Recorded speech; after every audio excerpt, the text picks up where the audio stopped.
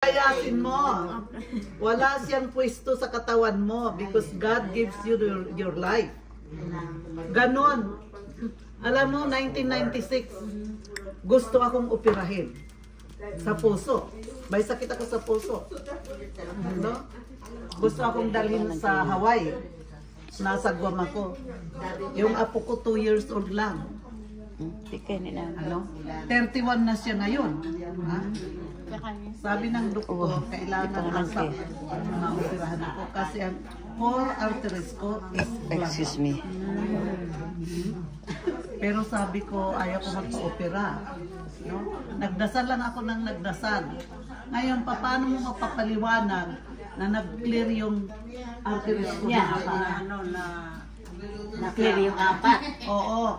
Na-clear. Hanggang ngayon, clear ako. Paano mo maipapaliwanag?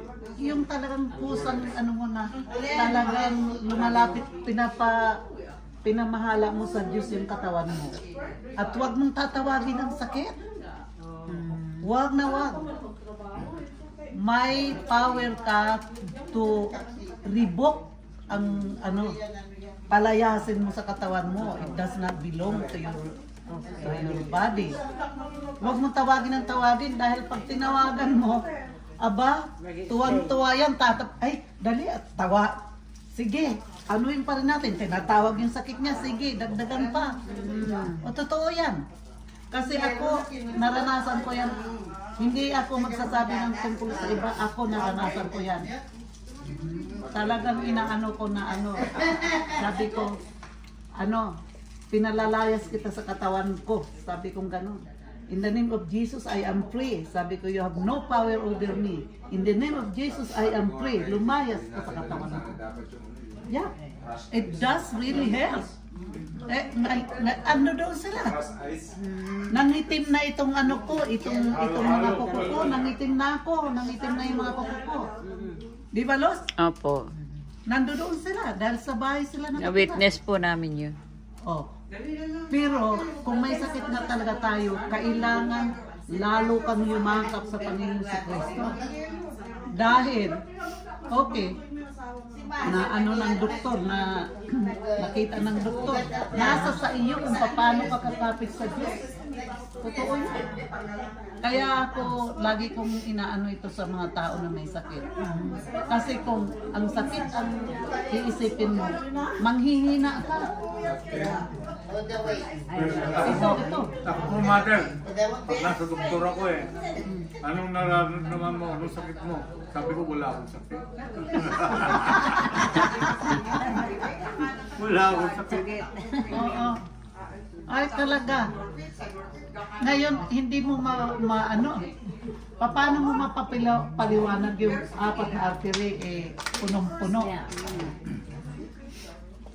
Kaya nga, oo, totoo. Oo. Talagang, kaya ako, lagi ko itong ina-advise sa may mga sakit. Huwag ninyong tawagin ang sakit nyo. Tulungan nyo ang sarili ninyo na kumapit sa Diyos. Dahil alam niya kung paano ka gagaling mo. Oo, ang doktor nandito available for emergency na kailangan natin. Pero, naniniwala ako na ang Diyos, siya ang gobernador na ating buhay. Siya, no? Siya ang pinakamekaniko sa lahat sa ating buhay. But prayers govern God.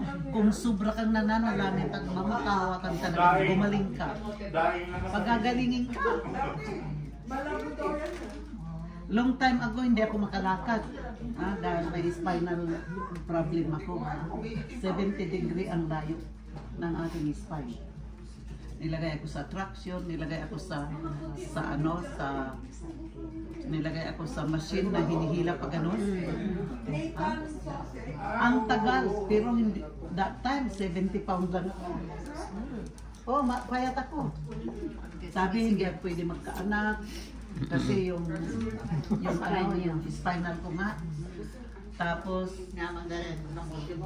daw yung hindi ako kahit 70 pound lang, hindi ako makatayo kahit 5 minutes. Para akong malalagyan. Hindi ko kaya. Pero awa ng Diyos. You're good. Awa ng Diyos, nakaano ako. Kaya ako napaano kay Santa Filomena dahil papasok ako sa doktor 2 linggo, lalabas ng 1 linggo, babalik na naman. Kahit nakilala ko yan si Santa, hindi pa ako marunong masyadong naglalakad. Galing ako sa Guam. Oh, saan ka? Doon sa...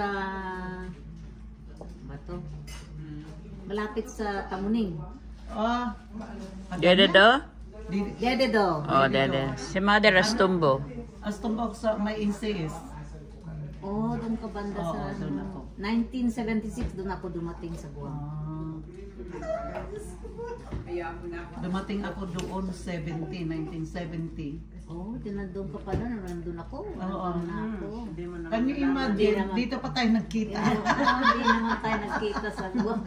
1970! Nag-aaral pala ako maglakad doon ah. Right. 76 nung napunta ako sa Guam. 76. Ako 70, dumating ako doon. March 11, 1970, dumating ako sa Guam. So kayo nagsisimba doon, St. Anthony kami. Sa ano ako, Santa Barbara. Kaya malapit din kami doon, Santa Barbara. Santa Barbara nagsisimba. Si Santa Filomena naka-registered sa Santa Barbara. Oh.